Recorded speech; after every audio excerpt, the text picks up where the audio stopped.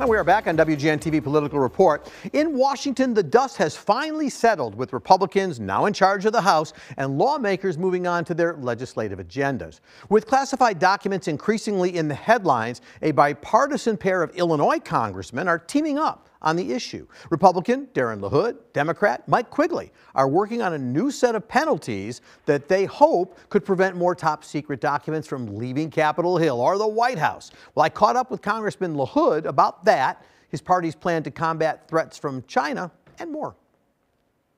And joining me now is Congressman Darren LaHood. Congressman, it's good to see you. It's been a little while. Good to be with you, Paul. Let's talk about what's going on in Washington, certainly that which affects the local area here. I want to start with the ongoing investigations into classified documents, certainly at President Biden's home. And of course, everybody knows they've been found at Mar-a-Lago with former President Trump. Mike Pence had a few. But you are working across the aisle with Congressman Mike Quigley to get some legislation done to address it. Tell me about that. Well, Paul, I serve on the House Intelligence Committee and honored to be a part of that. Also, Congressman Mike Quigley does too.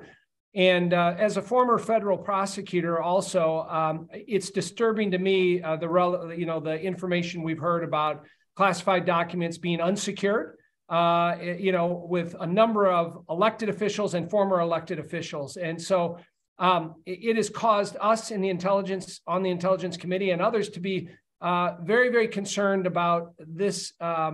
This evidence that's come forth. And so we've tried to figure out what we can do differently to help deter this behavior in the future. And so if you look at the criminal statute, Paul, it just pertains to criminal violations. What we want to do is we want to add civil violations. Right now, it's either you get indicted criminally based on intent and knowledge, and there's no ability to fine somebody or to prohibit somebody from receiving classified briefings in the future, or to take away clearances. And so what we're looking at in a bipartisan way is how do we make the statute more robust with the ultimate goal of deterrence and making sure that this type of behavior that we've seen doesn't continue.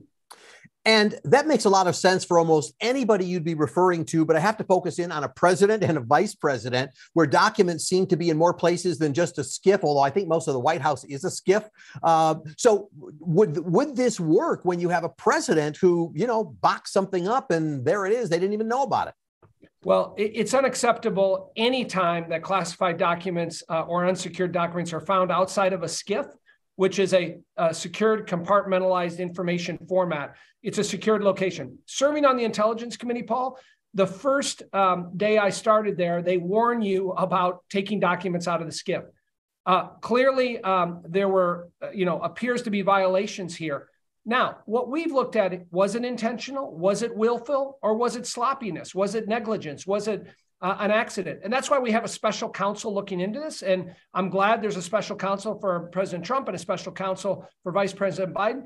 I mean, there are a lot of questions that still need to be answered. And listen, they may be criminally charged, and that may be the right approach to take. But we, I think, have an obligation and a responsibility to deter future behavior like this, to make sure it never happens again, and to look at the issue of overclassification and other people that are involved with the process. Aides that are around the president, those type of things we think need to be, remedied. Well, I'll look forward to talking about that once that develops. Let's come home a little bit by talking about one of your committee assignments, because your constituents want to know about that. You have been put on the new Select Committee on China. Talk about what the responsibilities are there. Well, listen, I'm honored to be a part of the Select Committee on China. It was one of the first bills we passed in the new House majority. But it should be noted, Paul, it was a very bipartisan vote. 100 Democrats supported the new Select Committee on China. I don't say this lightly, Paul. China has a plan to replace the United States. And they're working at it every single day. They're working on it from a military standpoint, from a technology standpoint, from a national security standpoint, from a trade standpoint, from a diplomatic standpoint. And so serving on the House Intelligence Committee has given me insight to that. But this new Select Committee in a bipartisan way is going to look at what can we do differently to counteract the malign activities of China, whether it's in the South China Sea, whether it's with Taiwan, whether it's with Hong Kong, whether it's stealing our intellectual property. Talk to anybody that works in Silicon Valley or anybody who works in the tech space, and you see China continues to abide by a different set of rules and standards. So this committee is going to come up with policy measures to look in a bipartisan way how we can counteract China. And I don't look at this as a Democrat or Republican issue, Paul. This is an American issue. Are you sensitive? I'm sure you are, but talk about the sensitivity that there would be or should be regarding the potential starting, because of this work, of an irreversible conflict. President Biden has said, look, we're not headed to another Cold War, but people have those concerns. Well, listen, in some ways, China has put themselves in this position. Let's remember, a year ago, we had the invasion of Ukraine. The number one backer of Putin is Xi Jinping in China. He talked about an unbreakable bond. There's talk that he's going to go this next week to Moscow on the anniversary of the invasion of Ukraine. And so he continues to support the war butcher that is Putin. And by the way, the only other allies Putin has is Iran and North Korea.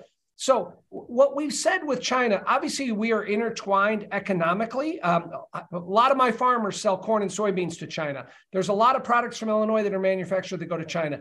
So, we have to keep that in mind. But when China continues to abide by a different set of rules and standards, we have to take action here. And that's what this committee is about.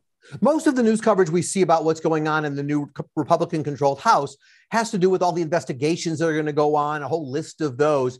But what I wanted to ask you about is, what legislative agenda will Republicans have? You're working with the democratically controlled Senate. You got a Democratic president. Some would argue, well, we can't do anything. That's why we'll investigate everything on oversight. But is there an agenda? You had the Tyree Nichols case, for example. Will we see police reform? What can we expect?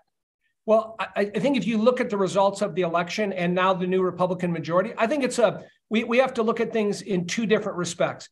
One, we have to look at what did the voters want us to do? And I look at four things there. They want an economy that is strong. They want a nation that is safe.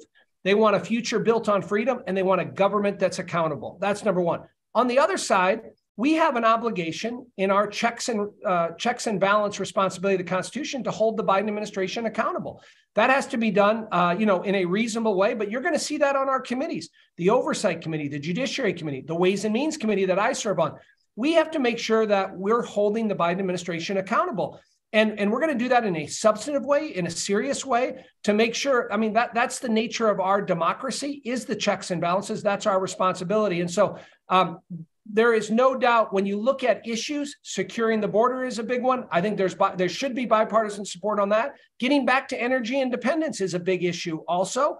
And again, as I mentioned earlier, holding China accountable is a bipartisan issue. So I think there's plenty of areas that we can work together to help move the country forward and work with our Democrat colleagues. Very quickly, are Speaker McCarthy's hands a bit too tied because of the promises he made to the Freedom Caucus, or is he free? I don't think so. I think it was a healthy process to go through. I know it didn't look that way, but our democracy is complicated. It's messy. That's by design. And so we were going to have that fight then, or we're going to have it now. I think we've put in place the mechanism to be very, very successful. And so we just got to make sure that everybody knows their lane to be in and does the best job possible. And always remembering that, there's an election in 2 years. Congressman Darren LaHood, Republican of Illinois. Thank you for your time, sir. Please come back soon. Thank you, Paul.